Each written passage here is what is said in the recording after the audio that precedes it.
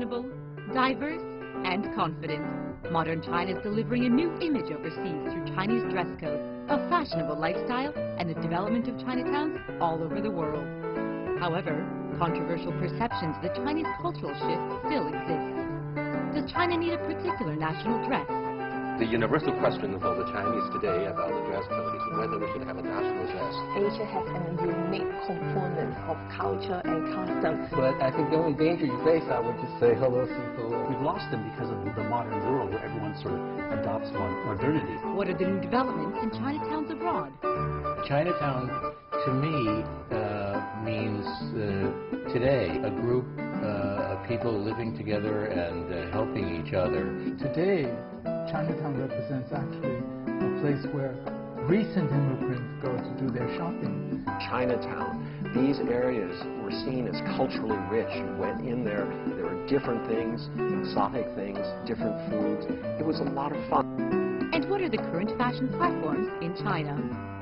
What brands in China need to do is to find out more about their customer. I think Chinese customers are the least loyal customer in the world, you know? Now, right before the break, we were talking about... I don't know what we're talking about. Join dialogue anchor Young Ray and Jennifer Shum for their discussions with Chinese and foreign experts to see how dress code in China, Chinatowns, and fashion in modern China is evolving in this special series for Chinese New Year, only on Dialogue. Welcome to our special program, gentlemen. Thank you. Today, in the second decade of the 21st century, what does Chinatown actually mean immediately when we mention this phrase in a discussion about the new image of Chinese and Chinese immigrants in the United States? It's evolving.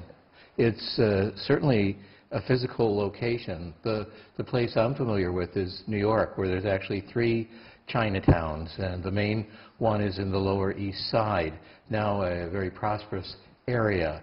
So I think of a lot of things, positive things, the food, the culture, the museums, negative things, sometimes the crowds, the smells, the counterfeit goods.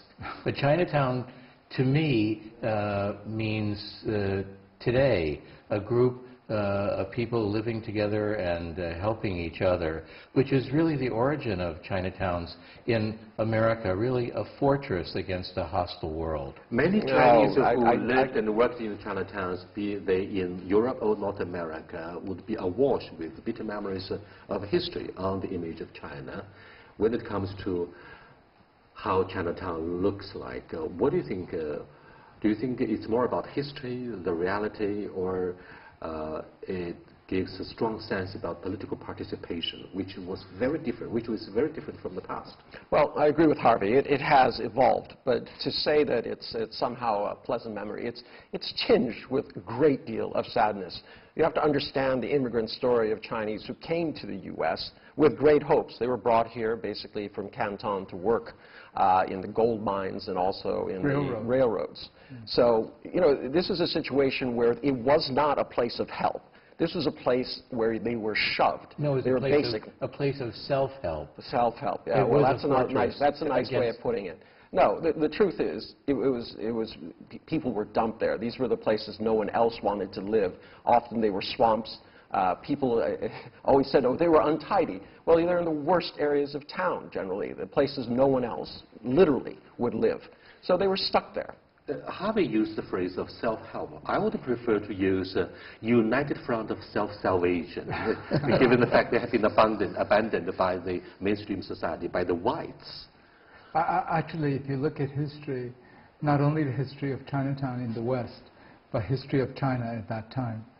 History of China at that time was a time of invasion, a time of being taken over territories by colonial and imperialist powers, a time of extreme poverty, internal strife, so many went abroad to seek survival. I worked in New York Chinatown, and I worked in San Francisco Chinatown. It is a place where not only the culture continued to maintain itself, but those from the same villages were helping each other. Those formed these associations. More than that, today, Chinatown represents actually a place where recent immigrants go to do their shopping, because this is where recent immigrants can go and get all the food and the spices and even the particular type of cabbage that they want. And not only the recent immigrants, this next wave of immigration so different than the first one in the mid-19th century, but you know, people who are not Chinese can go there as well, and they can shop for Chinese food and Chinese spices and things. We go one step further. Going back to the 1970s or 1960s, Chinese restaurants at that time were seen as being very exotic.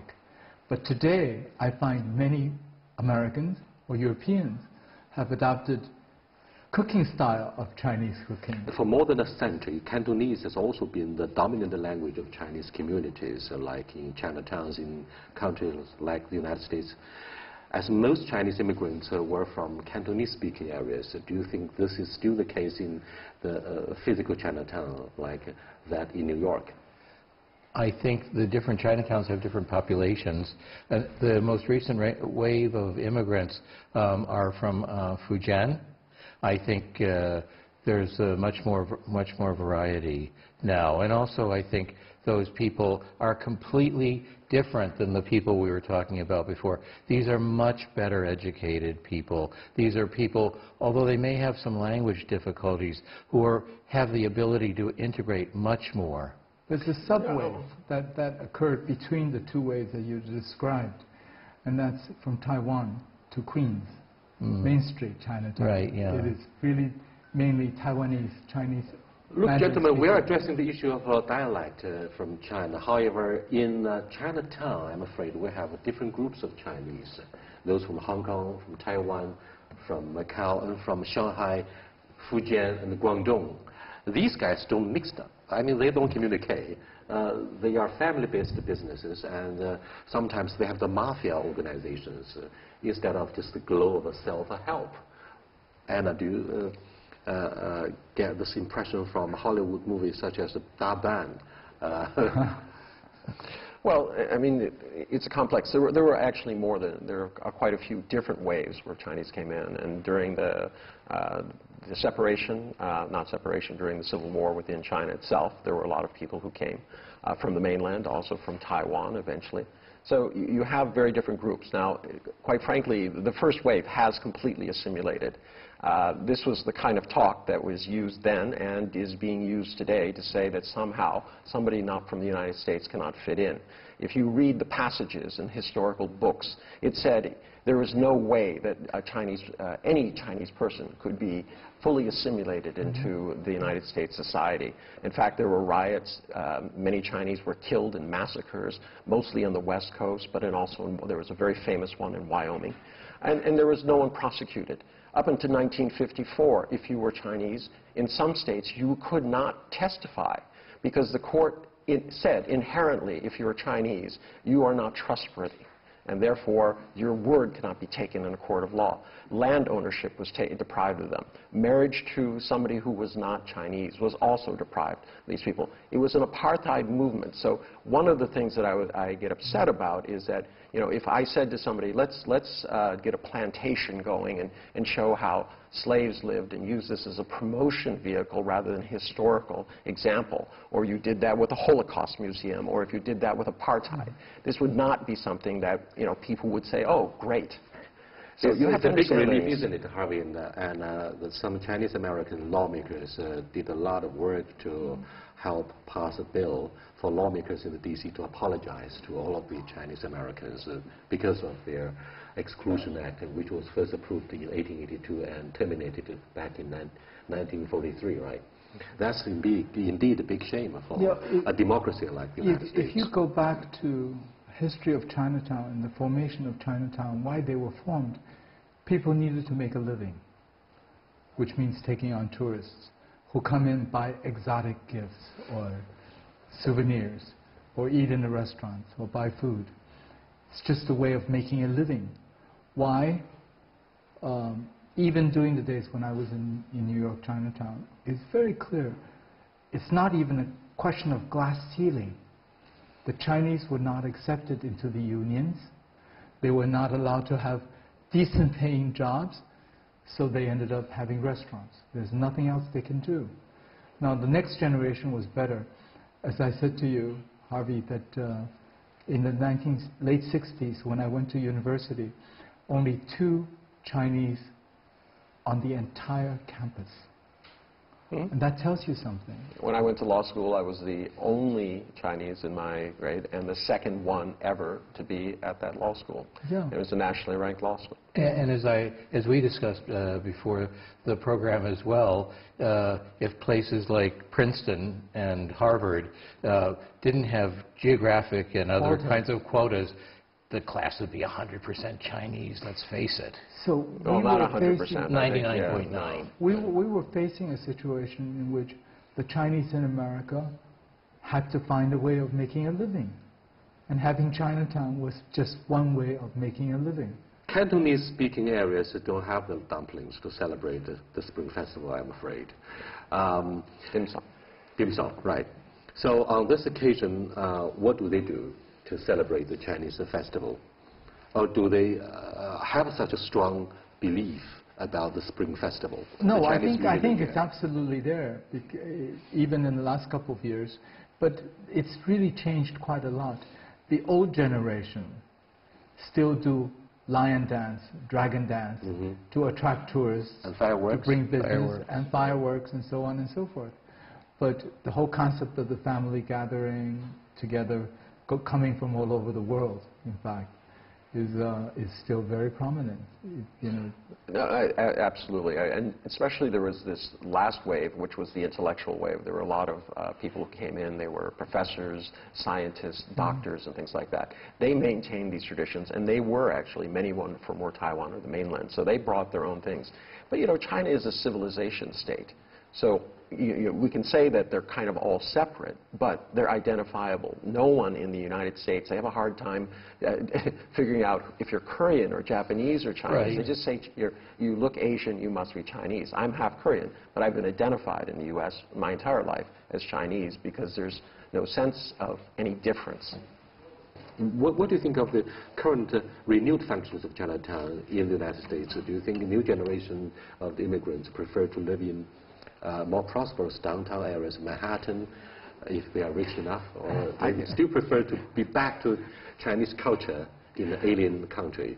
The new residents prefer Park Avenue addresses somewhere Park Avenue, and they can afford it. This is very different from the people who came originally. They are the immediate neighbor of Donald Trump. Well, no, there's many of them who bought in there. But yes, there was in the 1970s there was this kind of desire to create kind of theme areas in downtown because the downtowns were becoming generic. Literally, I mean, you had this buildings, you had the same stores, chain restaurants, and things like that.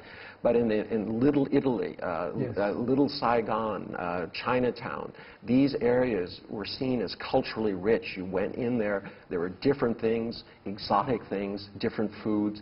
It was a lot of fun. It was a way of briefly glimpsing into a culture that you perhaps did not understand. But it was something you could do one or two, 3, 4 times a year. And if you liked the food, maybe you'd go down there once a week.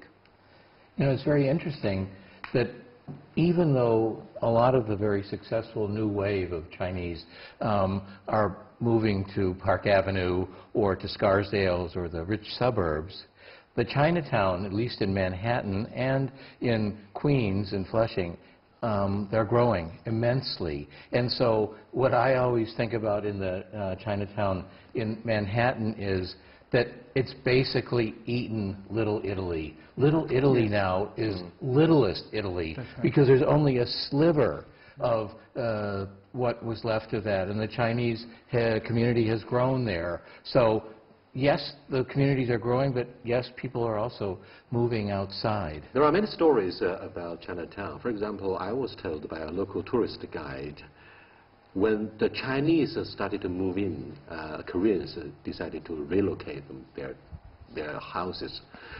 What do you think of the relationship between Koreans and the Chinese?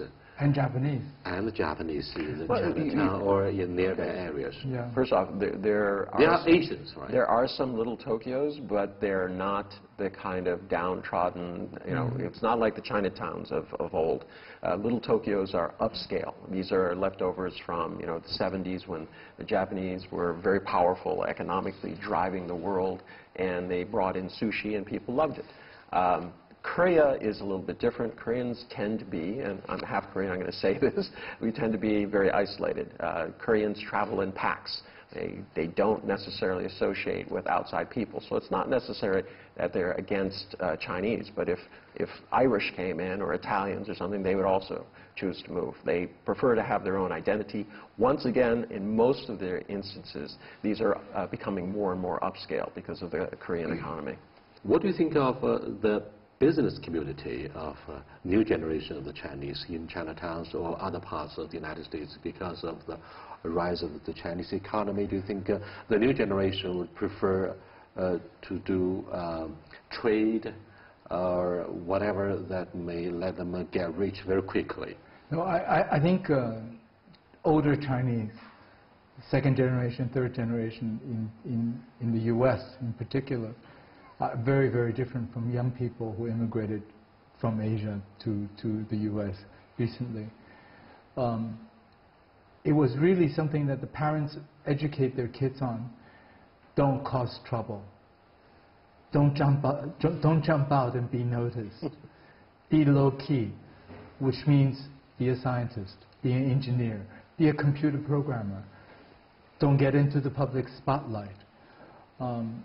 Now, you find so many Chinese from my generation, second generation, who are basically in the engineering field and science field because they were told from the very beginning, if you jumped out, you get into trouble. The Americans don't like to see that. But the new generation is in finance, is in real estate. Okay, we'll get back to talk about the new business for the new Chinese communities. You are watching Dialogue with Charles Liu, Anna Tangen, and Harvey Zordin. We are discussing the new image of Chinatowns in the 21st century.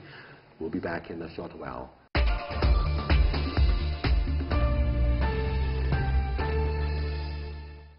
Welcome back. I was told by a British gentleman in the early 1990s, and he said so sarcastically, the Chinese in Britain are known for noodle and needle. What kind of image or feelings did this rhetoric deliver to you? Not a very positive one and not a true picture.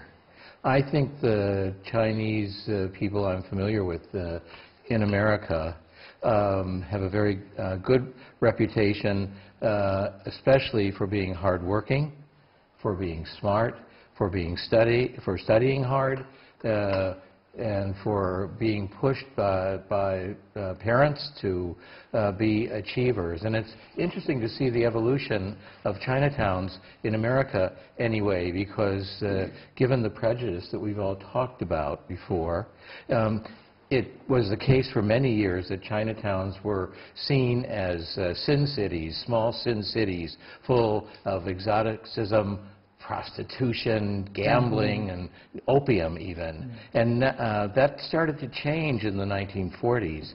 And why? Because Chinese were seen as setting a moral example for others. The family, the account that I was given about the change in their lifestyle instead of prostitution and opium was previously they had been denied family reunions. Chinese women were not allowed to come to the United States according to the Exclusion Act.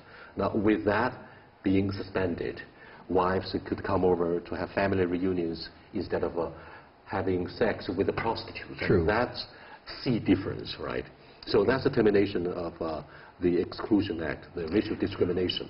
Well, you know, your friend from the 90s, he's probably working for a very rich Asian financier by this time. So I think we can put that kind of things. But this problem of, I mean, it was fine. The model minority, this is what Asians have become in the United States. But that also carries a certain amount of pressure.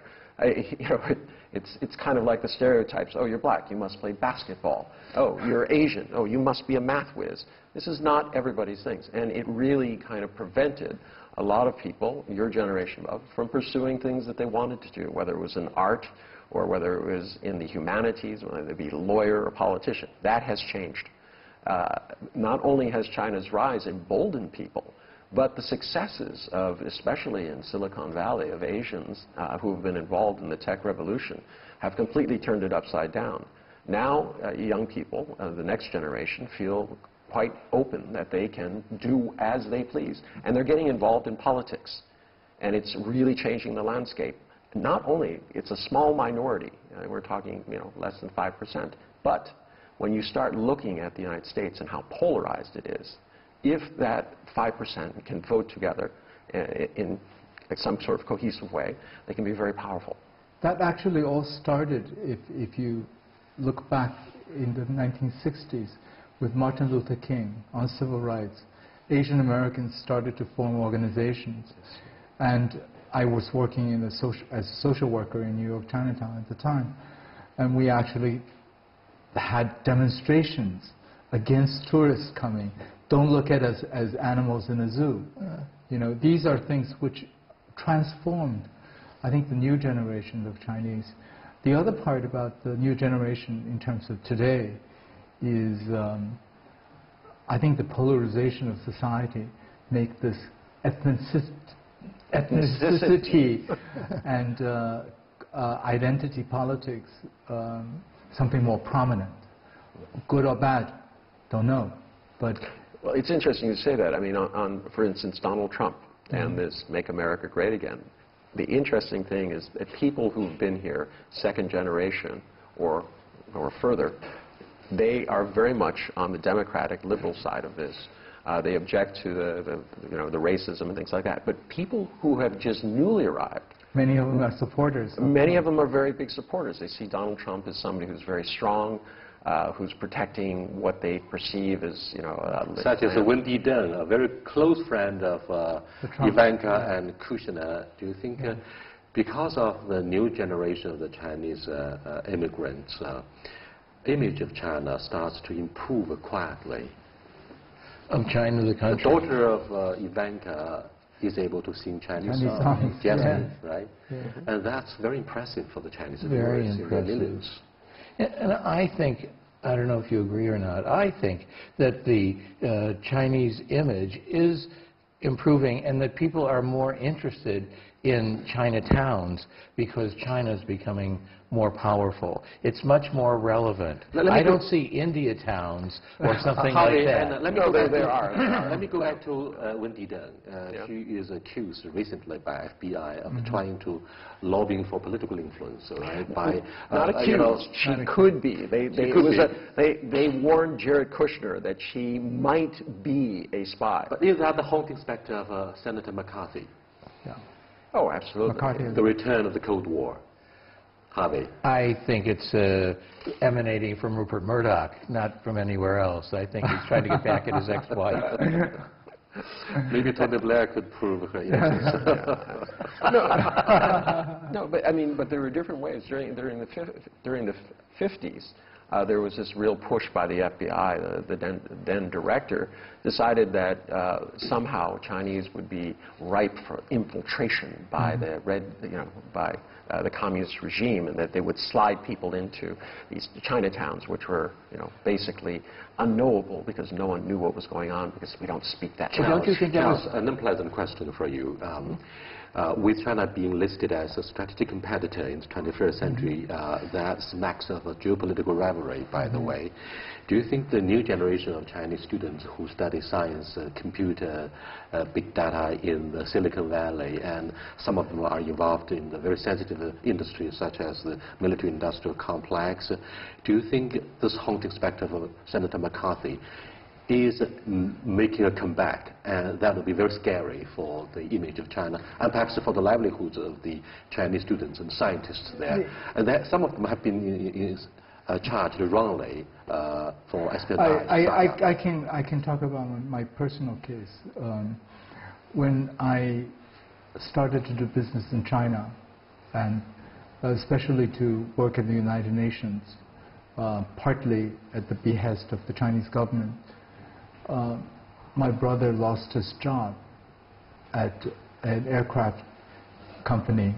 He was the aerospace engineer, and because he couldn't get security clearance, because my brother was seen as my extension, and he had that problem. And then the other part was when I went on the board of Applied Materials, which is a high-tech company in San Francisco. It took many months of U.S. government investigation because before I was allowed to go on the board. And again, this is because I was Chinese. I think there will be those issues, but I don't think these issues will be really serious, because apparently the really good scientists, engineers, mathematicians, they're going to go where the opportunities are. And where are the opportunities? Less so in the US, more so in China today. This is where you're seeing doubling or tripling of students who studied abroad are coming back. But one thing that worries me is, and it exists on both sides, both in China and in America, is somewhat of a paranoia in America of the Chinese students. Why are they there? Are they just studying and just studying for some career, or do they have some ulterior connection? But we see that in China as well, in terms of foreigners, foreign students, reporting spies and things like this. So I think the problem is there, but I don't think it's limited to America. It's not that serious. I don't think it's that not serious. Now. It's not serious. But it could. Gentlemen, thank you so much. We're going to continue our discussion tomorrow in the next edition of Dialogue. That's our Spring Festival special for Dialogue. I'll see you next time. Thank you so much, everybody.